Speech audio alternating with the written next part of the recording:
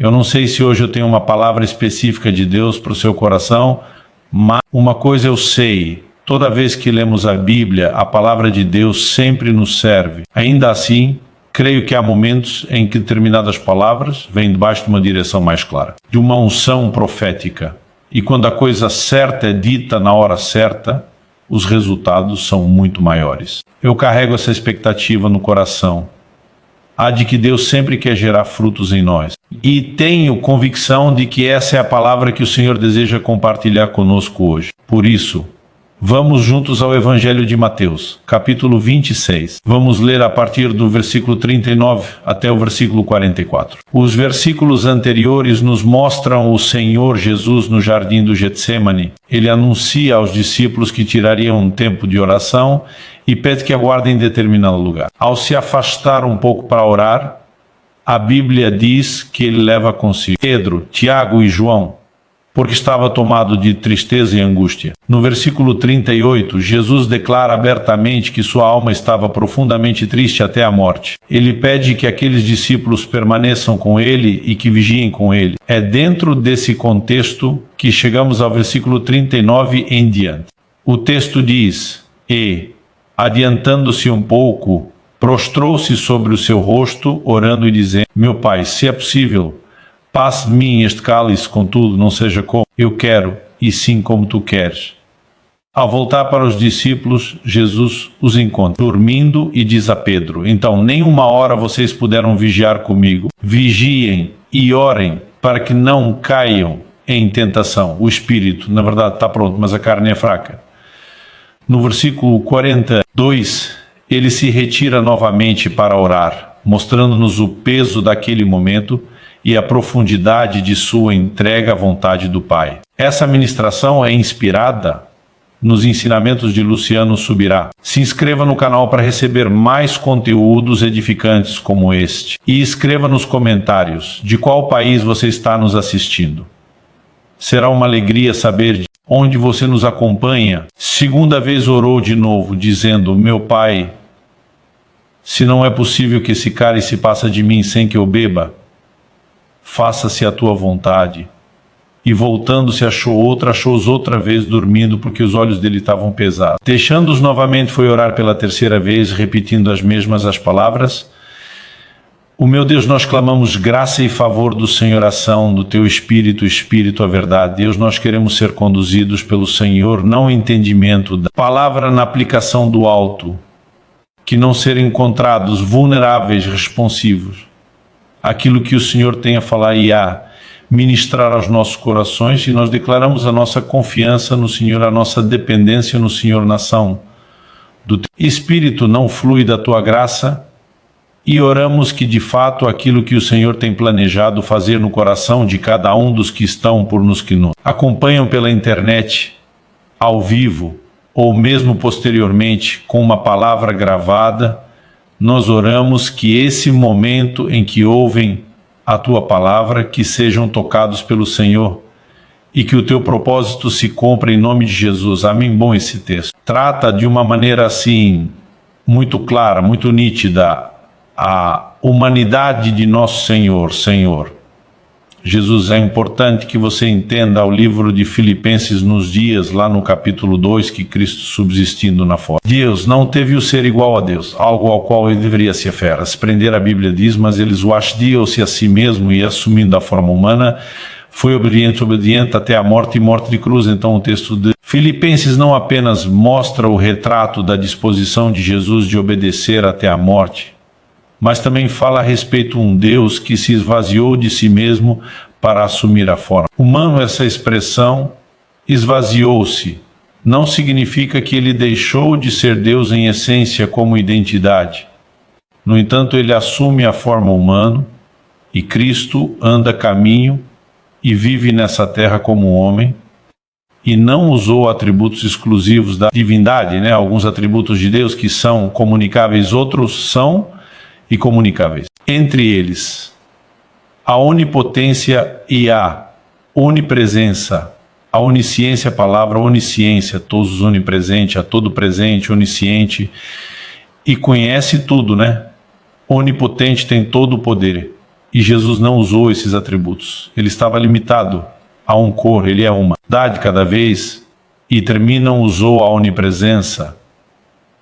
Ele também não usou a onisciência. A Bíblia diz que ele crescia em sabedoria e conhecimento diante de Deus e diante dos homens. Muitas vezes nós não conseguimos imaginar isso, mas a criança em casa precisou aprender as primeiras palavras pelo método comum, que aí você passamos de repetição, né? Não é porque era Deus que já na manjedoura ele estava citando todos os textos da Bíblia de cor, enquanto o bebê, muitas vezes nós temos dificuldade de imaginar esse aspecto humano de Jesus. Também não usou onipotência. Atos 1038 diz que Deus ungiu a Jesus de Nazaré com o Espírito Santo, e poder o qual andou por toda parte, fazendo bem ou lá a todos os oprimidos do diabo, porque Deus era com ele. O texto não diz porque ele era Deus, porque Deus era com ele, ungido com o poder do Espírito Santo. Se os milagres que Jesus operou tivessem sido operados como Deus, então não faria sentido ele dizer: quem crê em mim fará as obras que eu faço e até maiores. Porque se ele tivesse o feito como Deus, não poder fazer nem o mesmo que dizer. Qualquer coisa maior, mas ele agiu como homem, ungido pelo Espírito Santo. E há momentos claros dos evangelhos onde essa humanidade vai sendo destacada, né? A palavra de Deus fala de Jesus cansado, fala de Jesus dormindo, fala de Jesus com fome, fala de Jesus com sono. E nesse momento, a humanidade de Jesus aparece no momento onde nós percebemos o que podemos chamar de um conflito de vontades. Ele, oração, está diante de Deus, dizendo: seja feita não a minha, mas a sua vontade. Naquele momento, Jesus admite que, como homem, e ele poderia ter uma vontade diferente da vontade de Deus Pai. E esse elemento é justamente o que eu quero destacar. Porque o cenário e a lição que nós temos do Jardim do Getsemane é algo extraordinário, e o tema da minha mensagem, hoje, aprendendo a entrega, eu quero falar de uma atitude de rendição, de submissão do mais profundo nível, não só de obedience, né, mas de rendição. E acho que essa palavra entrega ela é bem abrangente antes de entrar. Processo do aprendizado na entrega. Eu quero, em primeiro lugar, destacar aqui algumas coisas. A primeira delas é reconhecer que às vezes a nossa vontade pode parecer estar conflitando com a vontade de Deus. O segundo elemento a ser destacado é o entendimento de que o reino de Deus, ou seja, o próprio Deus, suas leis, seus princípios vêm em primeiro lugar, ou seja, a vontade dele deve prevalecer sobre a nossa. Então, o último lugar eu quero tentar detalhar como se dá esse processo de aprendizado, mas olhando aqui para o jeito sem amônia, eu de fato PC, com algumas coisas que nós não podemos deixar de destacar. Em primeiro lugar, o próprio conceito de oração. Eu olho para a igreja moderna e eu vejo um evangelho sendo pregado que está cada vez mais antropocêntrico, que significa que o homem está no centro. Me parece observando muitas mensagens que o evangelho moderno, vou botar aqui entre as, porque não existe atualização do evangelho, ele é o único, ele é imutável. Me parece que ele visa mais agradar o homem do que a Deus, e de alguma forma as pessoas parecem ter dificuldade de conciliar o que Deus deve fazer por nós com o que nós devemos fazer por Deus. É lógico que a palavra de Deus traz promessas claras, sinalizam o desejo, a vontade de Deus de agir em meu e seu favor, mas muitas vezes nós temos confundido as coisas, né? Ponte de cor e num patamar, onde existe apenas para satisfazer os nossos desejos. E muitas vezes um desenho equivocado vai se estabelecendo sobre o nosso relacionamento com Deus e a própria oração. Uma das lições que eu aprendi, o jeito de semana que oração, não é apenas um meio através do qual eu consigo de Deus tudo o que eu quero, e se existe um pouco de verdade nisso nós podemos garantir que não há toda a verdade nisso, porque oração também deveria ser a partir do meio através do qual Deus consegue de nós o que Ele quer nesse momento. No Getsemane, não é Jesus conseguindo de Deus o que Ele quer, o cenário que nós temos mesmo, Ele repetindo a mesma oração por 3 vezes se tiver um plano B. Ele diz: se possível, passa de mim. Esse cálice, a expressão cálice na vida, ela normalmente fala da ira de Deus, da lei a beber, desde os profetas do Velho Testamento até o Apocalipse: darei a beber do cálice da minha ira, numa mensagem. Expressão indica sofrimento. Então Jesus está dizendo, como homem, se tiver um jeito de evitar a cruz e o que me aguarda e passa de mim. Esse cálice, a Bíblia diz que a agonia de Jesus no Getsemane foi tamanho. Normalmente a gente concentra só o fato dele estar entristecido, um homem angustiado, mas o Evangelho de Lucas venceu no fato de que ele agonizou de tal maneira, show ou gotas de sangue. Não era apenas a pensão de um horrível, terrível, né? Sofrimento aguardado na cruz. A crucificação na oração é uma forma de execução, mas era uma execução que tinha primeiramente uma tortura, era uma morte lenta e dolorosa, além de tremendamente vergonhosa, Mas eu acredito que o que aflige Jesus não é o aspecto físico. Ele estava na iminência de carregar os pecados do mundo todo, de todas as gerações, de todos os tempos, de todas as épocas. E diante de Deus ele está dizendo, se tiver um jeito da gente conseguir, escapar do cálice, no entanto que não prevaleça a minha, mas prevaleça a sua vontade, a palavra de Deus ao destacar Jesus, não apenas deixando a forma divina, mas assumindo a forma humana, ainda fala dele na condição de homem, indo ao mais profundo nível de entrega e obedientes.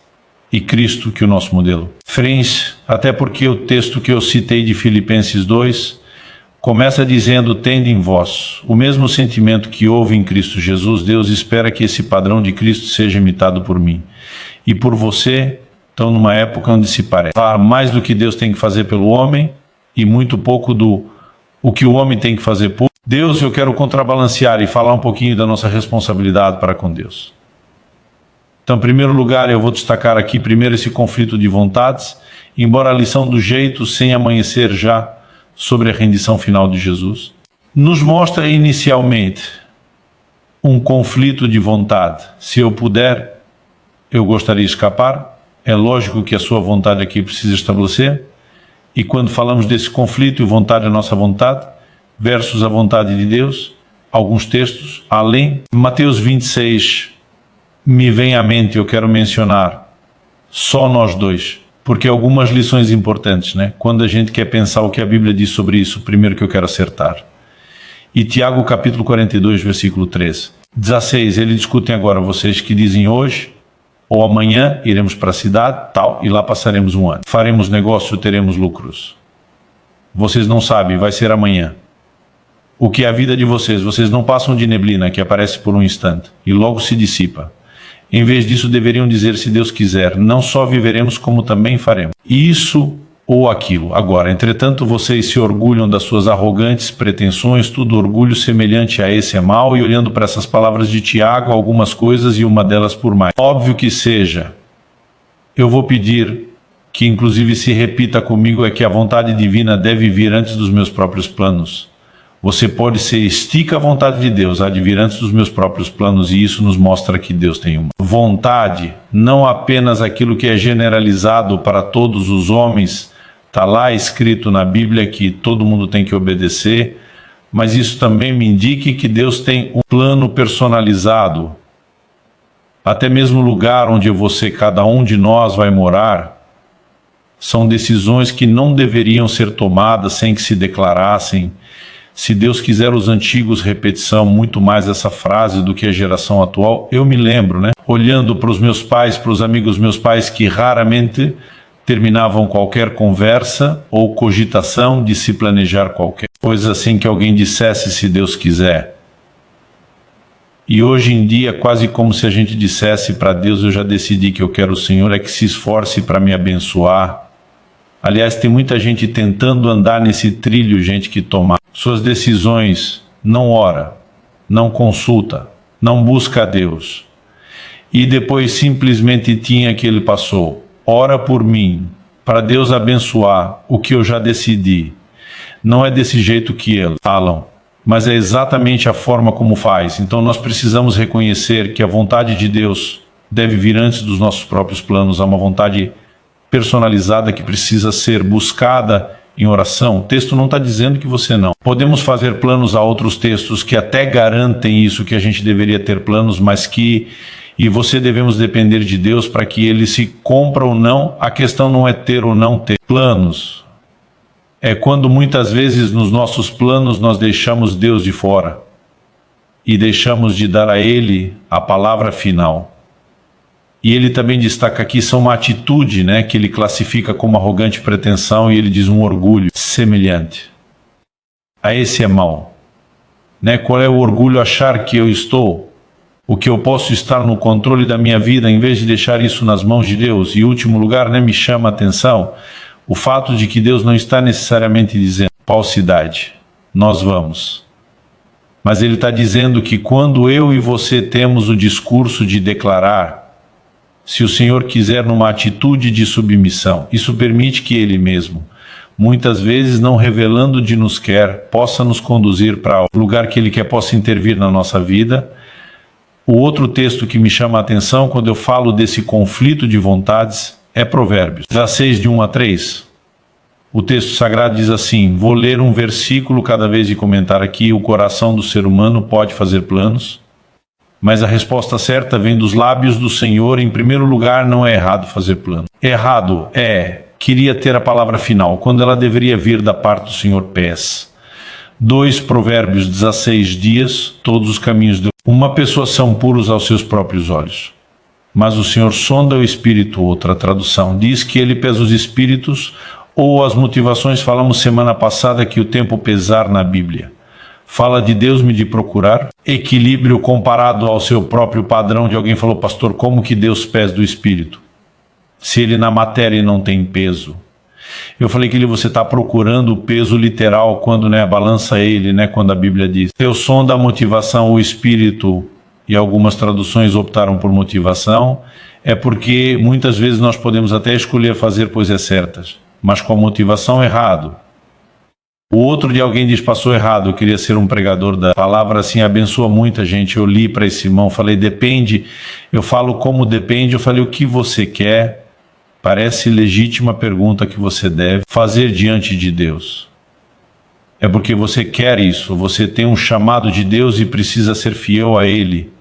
Você tem de fato um coração que quer servir as pessoas, ou você está olhando para isso como se fosse um lugar onde você busque reconhecimento e projeção? Porque muitas vezes o erro não está apenas naquilo que fazemos, tem muita gente tentando não fazer a coisa errada, mas fazendo a coisa certa do jeito errado. Então, a Bíblia diz que a momento eu dei, você não conseguimos discernir, quando o texto diz que todas as coisas são puras aos nossos olhos. Muitas vezes nós tomamos decisões sem sequer imaginar qual pode ser o desfecho hoje, hein? 500 no escolha. Com uma decisão de um casamento para passar o resto, uma vida, sem imaginar quais podem ser os futuros desdobramentos. Gente que toma decisões na área profissional, no ministério, em qualquer seja, e muitas vezes essa coisa de tudo é puro, não é só porque é ingenuidade, mas nós não temos a capacidade de antever o futuro que está lá na frente bom.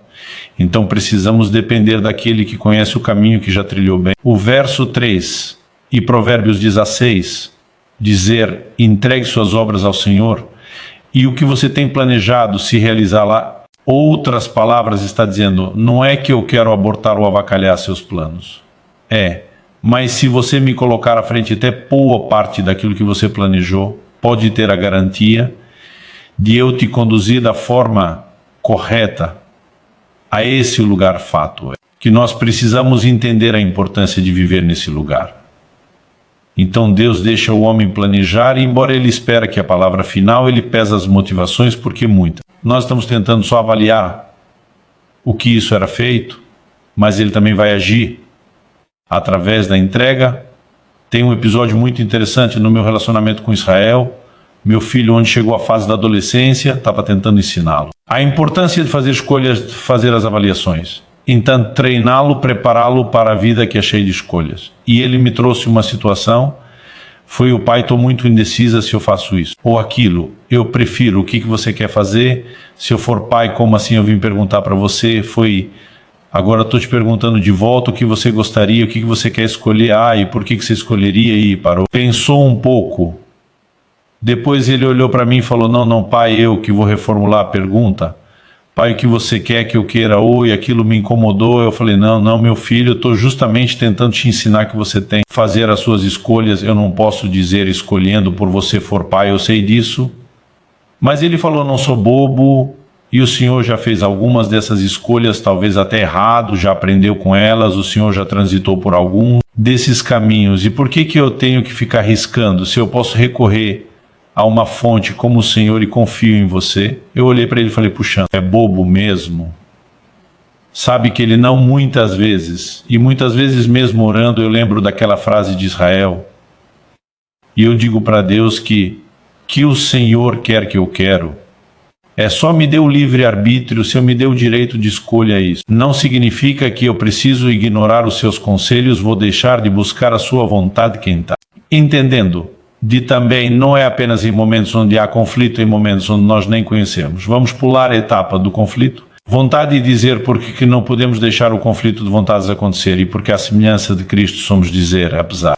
Honestamente, essa minha vontade, eu me submeto à tua e oro, para que a tua vontade seja feita uma premissa que deve reger todo. O nosso relacionamento com Deus é que o próprio Deus e o seu reino precisa vir em primeiro lugar, é esperar pelo menos um de certo. Um homem aí, Jesus diz em Mateus 6,33, buscar em primeiro lugar o reino de Deus e a sua justiça, e as demais coisas serão acrescentadas. Você sabe quais eram as demais coisas que ele está falando? Se você olhar os versículos anteriores, Jesus está falando de necessidades básicas, o que vamos comer, o que vamos beber, o que vamos vestir, e disso não preocupa com isso e outras palavras. Antes de se preocupar com a sua subsistência, foque em colocar o reino de Deus antes de você e antes das suas necessidades básicas.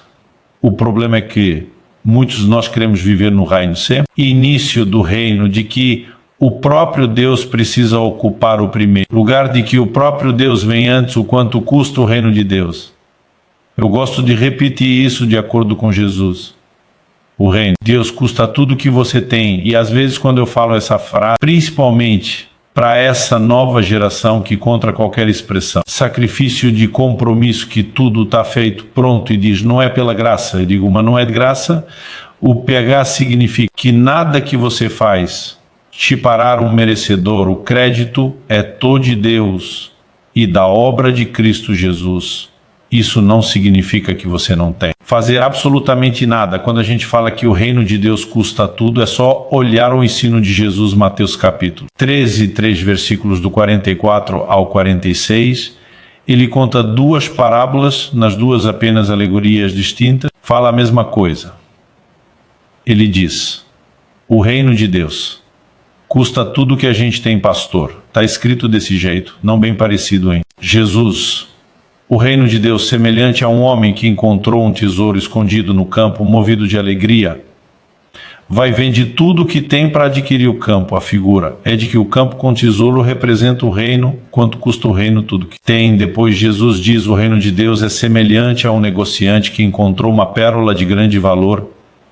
Ele também vai vende tudo o que tem para adquirir a pérola. É sempre um tesouro que vale mais do que tudo que nós temos a ponto de desistirmos de qualquer outra coisa para termos aquilo. E só fala da natureza de prioridade que o reino de Deus precisa ocupar no meu e no seu coração, pastor Sota. Querendo dizer que eu complementada no reino de Deus, não. Você não compra nada. Você foi comprado. Mas você que contra a Bíblia diz que Deus em Cristo Jesus realizou uma obra de redenção, de resgate, ou seja, ele nos comprou pelo seu sangue. Então não é a gente que compra. Nós somos comprados a passou. Se eu fui comprado já, por quê? A que custo que eu tenho? E se você não reconhecer a legitimidade do ato de compra que Jesus realizou na cruz, você não tem direito ao benefício da compra bom. E como que você reconhece isso? Romanos capítulo 10 dias, lá nos versos 9 e 10. Se no teu coração creres que Deus o ressuscitou a Jesus dentre os mortos, e com a tua boca confessares a Jesus como Senhor, será salvo. E agora é interessante que a Bíblia diz que a gente tem que confessar Jesus Senhor. E a igreja contemporânea mudou isso, não tem que conversar Jesus Salvador. Você não vai achar isso na Bíblia. Mas Jesus não é Salvador, e a Bíblia diz que acontece ali, Senhor, você vai ser salvo. Se Ele salva, Ele é Salvador, mas Salvador não é o objeto da construção objeto. A construção é a palavra Senhor. Essa palavra no original grego. E ela tem um significado que nem de longe na língua portuguesa ou na cultura moderna atual Eu e você conseguimos arranhar ela. Na verdade, era a palavra que um escravo usava para se dirigir aos eu amo, ao seu dono, ao seu possuidor, ou seja, o máximo que você tenha. É na nossa cultura, é mera. E simplesmente o filho, talvez sendo meu pai, não a forma respeitosa. Sim, senhor, alguém dentro da cadeia de comando com uma patente militar. Mais alta, batendo no continente, dizendo sim, senhor, muito mais um tom. Respeito, ou de uma suave submissão. Essa palavra kurios, no original grego, como eu disse, era usada somente alguém que possui aquela dono da pessoa. Então que a Bíblia está dizendo que traz salvação para mim, para você, não é a pena. Conhecer o sacrifício, a morte e a ressurreição de Jesus. Isso a gente crê, mas é confessar o Senhor.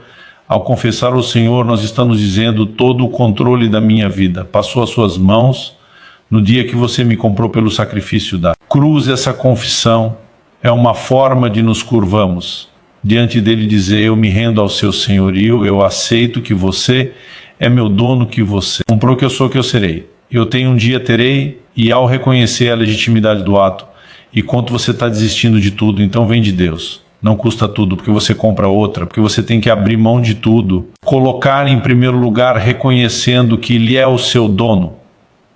Dono de tudo, não é evangelho. Se esse reconhecimento agora, nós temos muitas vezes tentado viver um padrão onde parece que as pessoas estão invertendo. As posições, alguns, parece que acreditam que eles são senhores, que eles não há ordem de comando, e que Deus é que é o ferro para ficar obedecendo e me manda a gente em tudo. Me entenda bem, eu não estou falando que Deus não me respondeu ações. Ele disse que a gente poderia pedir o que quiséssemos, não estou negando que há um aspecto da oração onde a gente consegue de Deus o que a gente quer, o que nós não. Podemos balancear e deixar de acreditar, e quem é Senhor é Ele, e quem é servo somos nós. Nós não podemos desbalancear e deixar de entender que também na oração nós encontramos nesse lugar esse ambiente para que a vontade dele é que compra na oração modelo que nós apelidamos de Pai. Nosso Senhor Jesus nos ensinou: desenho teu reino, o teu governo venha a ser rei sobre nossas vidas, seja feita a tua vontade. A oração é um dos caminhos pelos pais, e aí você nos submetemos a Deus. E Lucas no capítulo 14, e se você for rápido, endereço abrir lá, eu gostaria que se acompanhasse comigo. Nós vamos começar no versículo 25.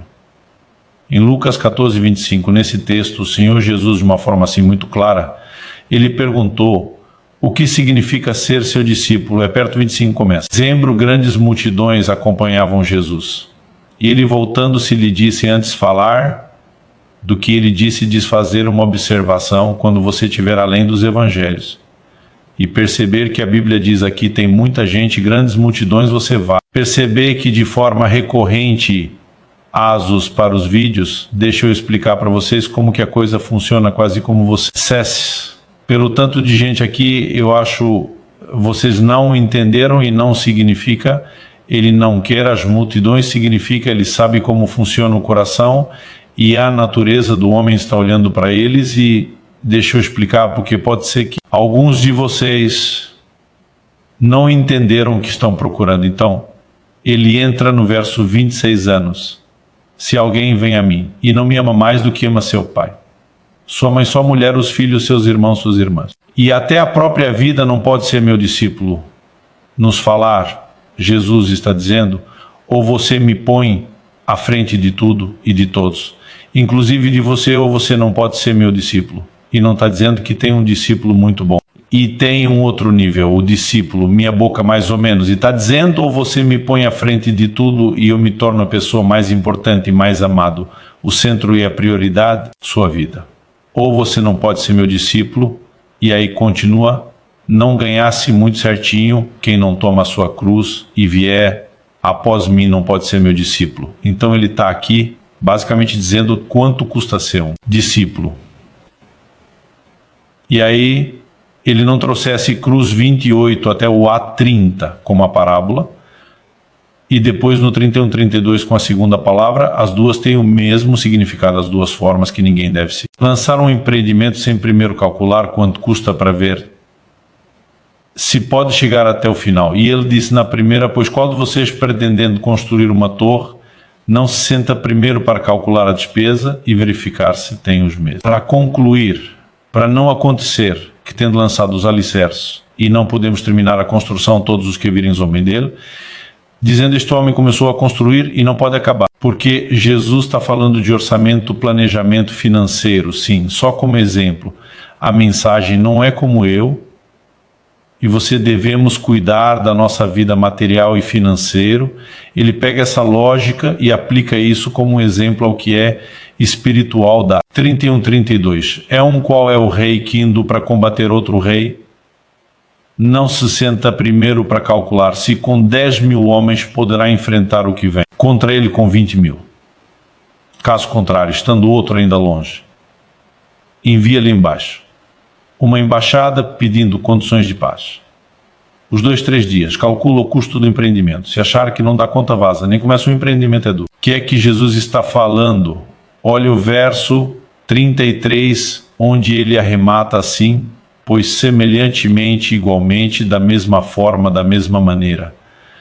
Agora Jesus vai trazer a aplicação da figura assim: pois qualquer um de vocês que não renuncia a tudo o que tem, não pode ser meu discípulo. Quanto custa o reino de Deus, tudo o que você tem, e sabe que Deus espera que cada um de nós calcule exatamente e ponha na ponta do lápis quanto custa discípulo dele. Em outras palavras, ele está dizendo que você acha que não pode viver esse nível de senhorio, aonde eu vi esse lugar de prioridade, nem deveria começar a tentar começar essa jornada. O pastor não me falaram isso. O dia que eu me converti, deve haver atendido as letrinhas pequenas do contrato. Oi, gerente do banco, não te mostrou? Você deveria ter ido, meus queridos, servir a Cristo, seu discípulo. De Cristo é muito mais do que um dia que a mão e no apelo para conectar com outros, nós precisamos permitir que Ele tenha governo pleno das nossas vidas. Que estão entendendo de enganem. E sabe, não é jamais vamos entender o poder discutir esse conflito e vontade se não entendemos o reino de Deus, o próprio Deus em primeiro lugar. E se Ele está em primeiro lugar, e se Ele de fato culpa esse papel, então nós devemos a Ele plena submissão. Faz sentido para você, tá bom? E esse de fato as coisas são assim. O que nós devemos a Ele, essa plena submissão, rendição. Isso é o ponto que eu quero explorar agora. Entrega esse nível de rendição. Não é algo automático. Não é porque você converteu que alguém aperta um botão no céu e automaticamente passou a funcionar dentro de você. E agora você virou uma pessoa profundamente rendido e submisso a Deus. E a sua vontade, determinadas virtudes na vida cristã, elas se aprendem. São Paulo, por exemplo, diz em Filipenses capítulo 4, versículo 11: eu aprendi a viver contente em toda e qualquer situação, não importa se abundância ou escassez. Contentamento se aprende, não passou eu, nasci de novo, tem que ter o contentamento dentro de mim. Não você aprende, contentamento e rendição, entrega não estão na lista do fruto do Espírito. É amor, alegria sim, à medida se rende a nova natureza. Isso brota e começa a te governar. Contentamento, entrega-se, aprendem. E eu quero te dar uma outra ótica do que aconteceu. No jeito sempre retratado no livro de Hebreus, nós mencionamos isso brevemente, aquela série de mensagens que eu falei sobre a teologia das lágrimas. Vamos lá, Hebreus capítulo 5, do versículo 7 a 9. A Bíblia diz assim: ele, Jesus, nos dias da sua carne. Eu gosto dessa expressão, os dias da sua cara. Está destacando a humanidade de Jesus porque é importante mencionar isso depois da morte e ressurreição de Cristo. Essa condição que Jesus se move limitado à humanidade foi mudada. São Paulo diz, em Colossenses 2, que nele, em Cristo, habita a plenitude. Habita corporalmente a plenitude da divindade. Ou seja, ele abriu mão temporariamente de qualquer atributo. Depois da ressurreição, essa condição muda completamente. Então a Bíblia faz esse destaque nos dias da sua carne. Isso nos lembra não só que era no tempo do ministério terreno, mas lidando com essa limitação da natureza humana que cada um de nós tem. A Bíblia diz, tendo oferecido com forte clamor e lágrimas, orações e súplicas a quem o podia livrar da morte, foi ouvido por causa da sua residência. Esse versículo 7 situa o acontecimento exatamente do Getsemane, não apenas por causa das lágrimas e nas orações, mas a Bíblia é clara em dizer que isso aconteceu. onde ele fez súplicas a quem o podia livrar da morte. E se possível, passa de mim. Esse cálice é assim a interpretação de Hebreus, que ele estava clamando a quem poderia livrá-lo da cruz e da morte. E a Bíblia diz, ele foi ouvido por causa da sua residência. Mas o verso 8, embora fosse filho, aprendeu a obediência pelas coisas que sofreu a respeito da adolescência. O dia que eu prestei atenção pela primeira vez, neste versículo eu parei de ler. Fui falar com meu pai, está errado. Essa é a minha versão da Bíblia. Está dizendo que Jesus aprendeu a obediência, ele nunca pecou com. É que ele está aprendendo obediência. Ele foi obediente a vida inteira. O texto não está dizendo que ele não tinha obediência nenhuma e que ele estava aprendendo do zero. O texto sugere que a obediência é algo no qual eu e você crescemos e a níveis cada vez mais profundos ele é gerado sem pecado, ele nunca pecou. Mas nesse momento, pela primeira vez, ele está diante de um claro conflito de vontades. Deixe dizer a hora em que o meu e o seu coração será testado. É quando o conflito surge, eu já vi a gente isento, não passou. Eu sou submisso à minha liderança. Já vi mulheres sendo sua submissão ao meu marido e alguns não são. Sobre isso, eles estão vivendo uma harmonia espontânea. E enquanto o líder pensa igual, está tudo bem. E é na hora que eu vi um conflito de vontade que nós vamos descobrir onde é que está o coração. É porque tem gente que não é que ele está submetendo, ele concorda. Então ele aceita assumir, se acontecer, descobre o desejo de ir em outra direção. Agora você tem que abrir mão e se render a quem está numa posição diferente da sua lá. Neste momento, pela primeira vez, Jesus está diante de um dilema da grande missão da vida dele que ele veio cumprir. E é por isso que o texto Filipenses foi obediente até a morte, ou seja, ele não obedeceu apenas mandamentos, ele tinha que obedecer o comissionamento, pleno a missão de ir à cruz por mim, por você.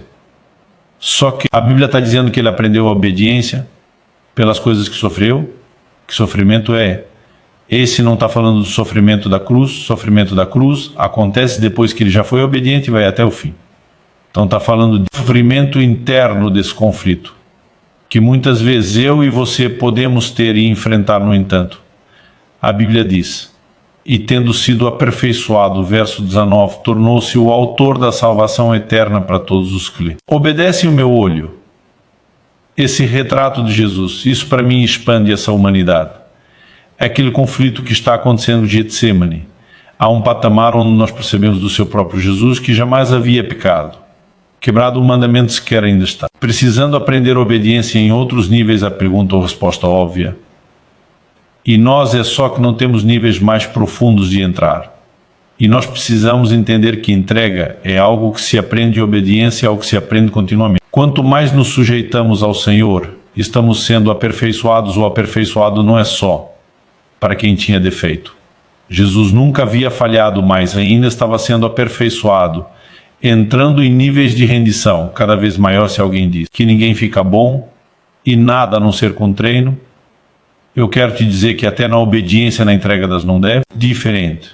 Quanto mais nós praticamos, quanto mais exercitamos, mais nós aprendemos e mais nós crescemos. Quem está entendendo, diga amém. Sabe, querido, muitas vezes a nossa dificuldade é que a gente não consegue avaliar que Deus tem algo melhor. Porque muitas vezes nós estamos focados no que custa aquele sacrifício da vontade no momento em que Jesus está olhando para a crush e está olhando, imagino, apenas para o sofrimento físico. Ele entra no nível de harmonia, a ponte sul, gotas de sangue.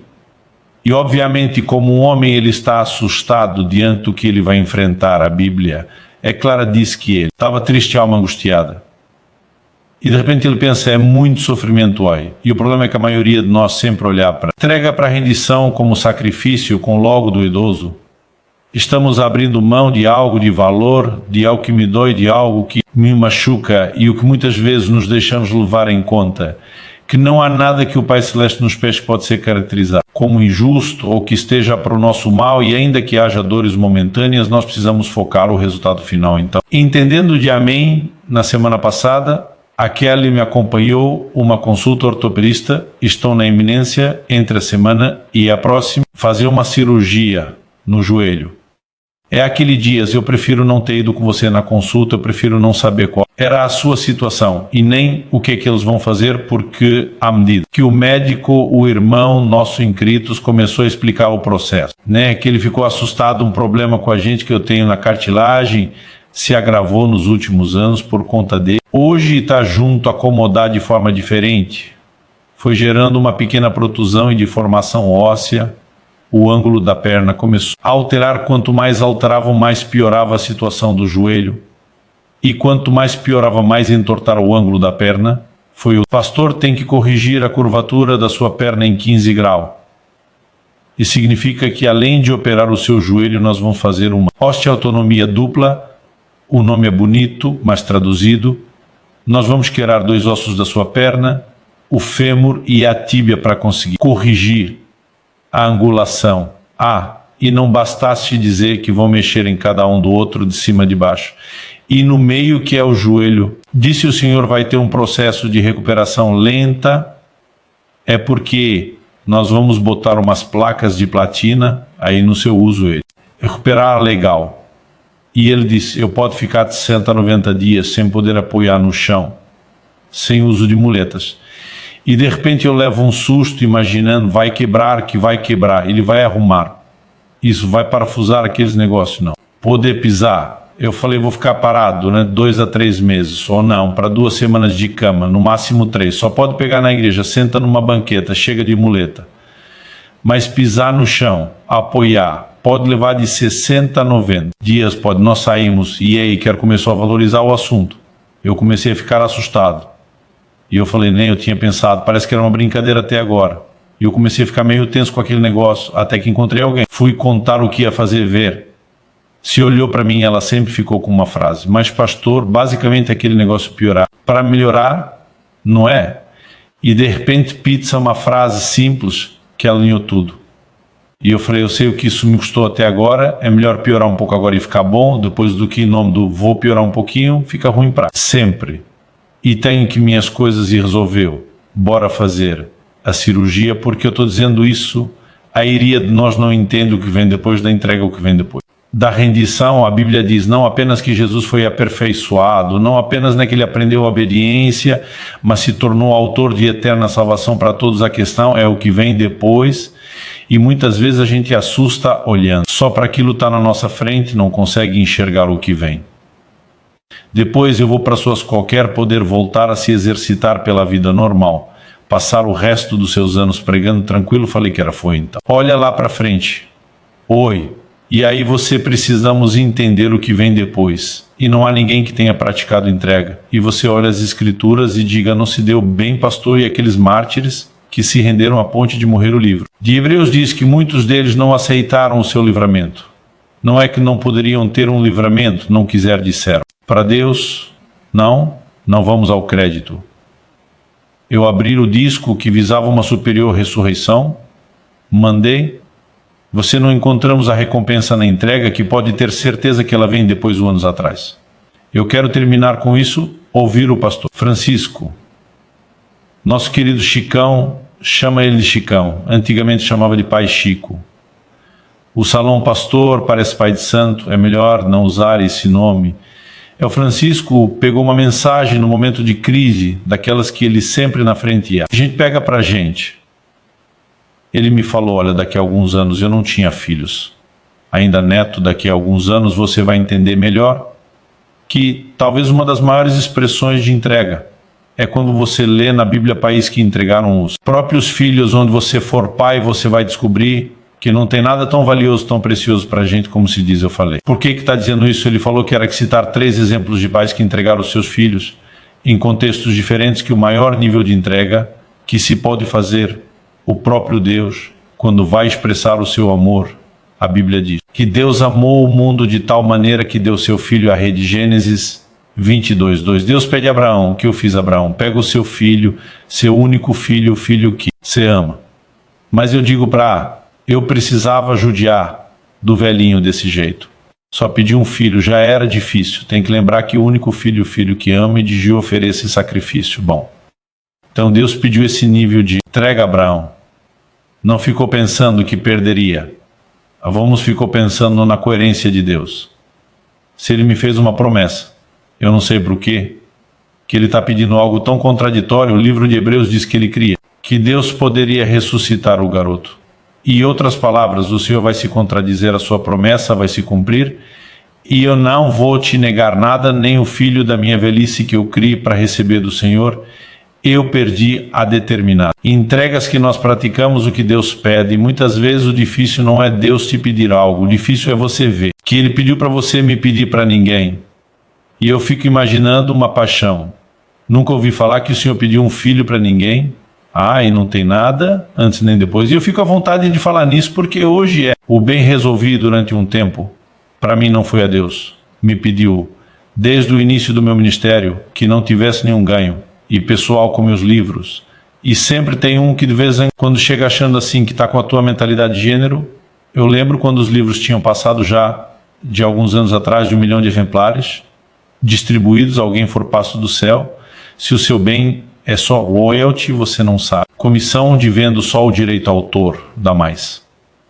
Se fosse uma internacional com dólar por livro, dólar nem estava tão alto na época, mas ele olhou para mim e falou que você ia milionário, foi o diabo me. Fez a mesma conta outro dia, e o que isso passou só está dizendo do que está querendo dizer que o diabo me mandou. Falei, não, só que vocês pensam parecido. E aí eu olhei para ele e falei, querido, você acha que eu já não fiz essa conta agora? Sabe qual o nosso erro? Hoje o dia está falando para Deus. Feliz. Senhor, o Espírito Santo falou meu coração, diz, você acha, se você não tivesse me obedecendo, você teria distribuído mais de 1 milhão de livros. Você está fazendo a ponte se fosse seu. A pergunta é, se o dinheiro fosse seu e você não tivesse alinhado com o meu propósito, será que você tinha desse resultado? Demora às vezes para a gente absorver algumas coisas com o tempo. Eu comecei a entender, Deus não apenas decidiu que Ele guardaria o meu coração, que me permitiria dar um bom exemplo, nós me deu o privilégio de ser uma quantia exorbitante no reino de Deus. Mas muitas vezes o meu problema não era Deus, tem me pedido, era descer. Por que você não pediu para mim, um dos meus colegas? E o pé tá todo mundo não pede para ninguém, já teve esse negócio assim. Eu era aquele tipo de filho que na hora que a mãe estava colocava um copo lá do não colocou mais que o outro aqui, e eu também não queria ganhar mais. Queria tudo igual a bom. E muitas vezes o problema que nós temos, que entrega que a gente sente, está sendo injustiçado, violado, ou aí eu vou sofrer, não é piorar para melhorar. Quem está entendendo de neném a um segundo nível de entrega. E quando Moisés entregue pelos seus pais, Deus não pediu que ele fizesse isso. Os pais tiveram uma percepção. Alguns diriam a sacada, clientes, um discernimento, o livro de Êxodo, Energias no capítulo 2, que quando Moisés nasceu, os seus pais viram que ele era formoso, e não pergunta, e com o pai quer-se o filho a filha quando nasci feio. Nunca nenhum nenzinho, e eu lembro quantos anos nasceu uma cara de joelho amassado, Jane, coberto de sangue para sempre. A gente olha que coisa mais linda. Eu estava lendo aqui dizer como é que os pais de Moisés acharão ele formoso. A Bíblia não está dizendo que o Arão e a Miriam eram feinhos e o Moisés foi melhorado.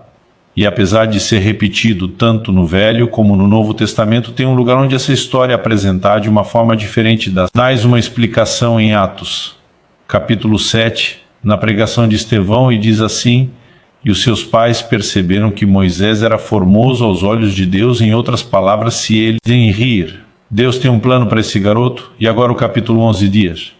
Tu termina dizendo, o farol tinha mandado as parteiras matar os meninos, que nascessem do sexo masculino, porque ele sabia que aquele povo que estava se multiplicando poderia ser um exército que se voltará contra ele. As parteiras não obedeceram. Chega ao ponto onde ele baixa um decreto: todo filho homem que nasceu dos hebreus tem que ser lançado no rio. E significava não só a grande possibilidade de afogamento, mas se escapasse. E os crocodilos do Nilo, teriam os famosos crocodilos do Nilo, teriam uma refeição, e faz Moisés. O brinco aproveitar uma brecha da lei, o farol mandou colocar. No Nilo diz exatamente como fazer. Nós vamos colocar, mas vamos colocar um sexto menino, afundar o menino. Não vai se afogar.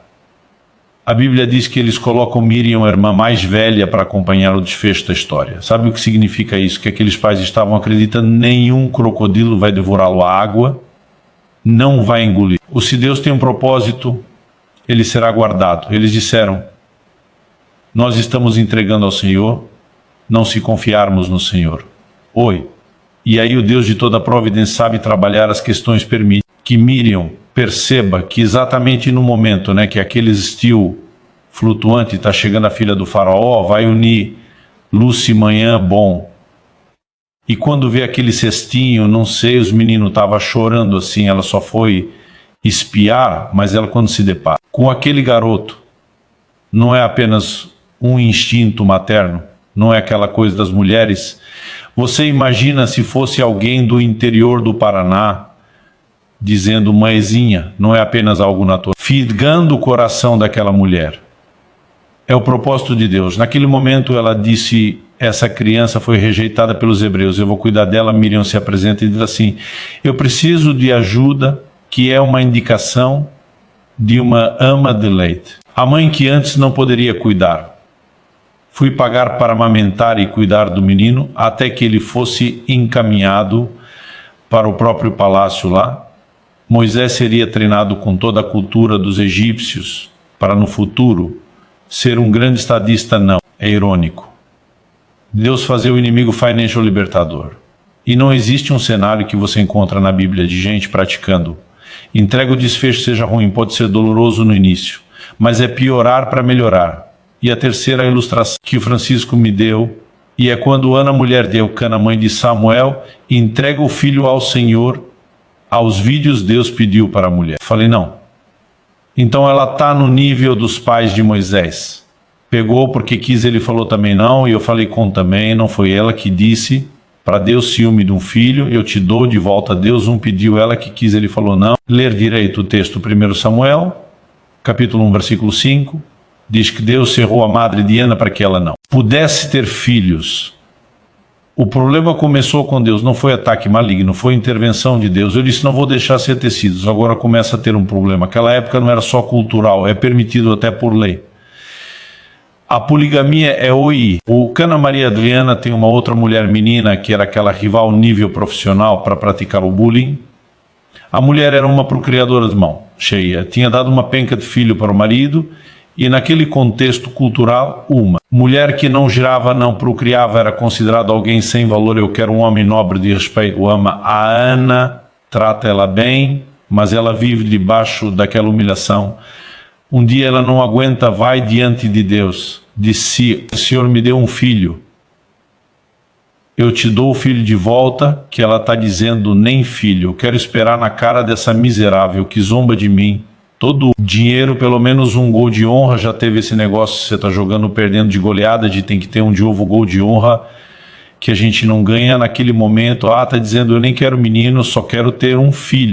Eu te dou de volta, que Deus olhe para esse negócio. É a chave, o Deus que fechou a madre agora. Abre qual os tipos de entrega? É aquela que Deus provoca e não pediu de forma direta. A Ana não se prontificou também voluntariamente, mas Deus diz, vou apertar uns botões e para fazer a coisa acontecer, sabe, querer ouvir esse extremo gente que fala da providência de Deus como se tudo fosse. Para a determinação divina, o homem não tem escolha e participação nenhum. A gente que vai para outro extremo, e acredito que porque nós temos de ver hábito, não existe mais providência divina, e embora Deus não violência à vontade, ele sabe e provocava. Quando a Bíblia diz em Romanos 2, que a bondade de Deus conduz ao arrependimento, Deus vai mexendo e circunstância à nossa volta, tentando fazer com que decisões sejam avaliadas, onde você olha a história do filho pródigo. E alguém que depois que perdeu tudo, caiu em si, e de repente ele reconhece o que é que eu estou fazendo. E ele tem a chance de tomar a decisão correta. E eu quero te dizer que há situações onde Deus vai provocar determinados níveis de entrega. E os dias de Jonas, a Nínive, capital da Síria, estava para ser destruído, não considerados homens terríveis, cruéis, não apenas um tipo de pecado que praticavam como civilização, a forma como tratavam desde os prisioneiros de guerra e tudo, e Deus diz, Jonas vai pagar para enriquecer Arrependo, é preciso tão. Se arrepender, eu vou destruir. Jona diz agora, eu vou que eu quero que o Senhor destrua, vai que eu pego. Eu disse, arrepende, e o Senhor tem misericórdia desse. Não diz troca, era o juiz, não vou que há. A Bíblia diz que ele pegou um navio para fugir da presença do Senhor, quando se Deus não tiver assim toda parte, eu acredito que se fugir não era só de onde Deus. Tá, mas é da possibilidade de chegar logo. Eles voam para o lado de lá, e a Bíblia diz que uma grande tempestade atinge o alvo. Cada um daqueles homens começam a clamar os seus falsos, pseudos deuses. Nada resolve alguém. O bujão diz, por que você não está clamando o seu? Nós estamos atirando para todo lado, tentando de tudo para resolver. Diz, na verdade, o problema sou eu estou fugindo da presente de Deus, a treta comigo. Vocês deram azar de pegar o mesmo, fazer o quê, né? E ele fala para os caras, só tem um jeito de resolver, e joga na água, e se joga na água, só que ele está dizendo, me matem. Basicamente está dizendo, eu não posso fazer isso, eu mesmo não vou pular. Se vocês me matar, se você se salva legítima defesa, vai aí. Gente, o Jonas está dizendo para Deus, e eu morro.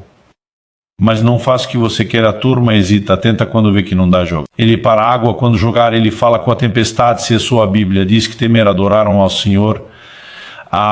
Quando Jonas cai na água, eu dizer ruim que eu vou deixar você morrer, o que a Bíblia diz que Deus mandou um grande peixe. Lugar nenhum da Bíblia está escrito, baleias são grande peixe. O palhaço acredita-se pelo menos do que nós conhecemos em séculos recentes.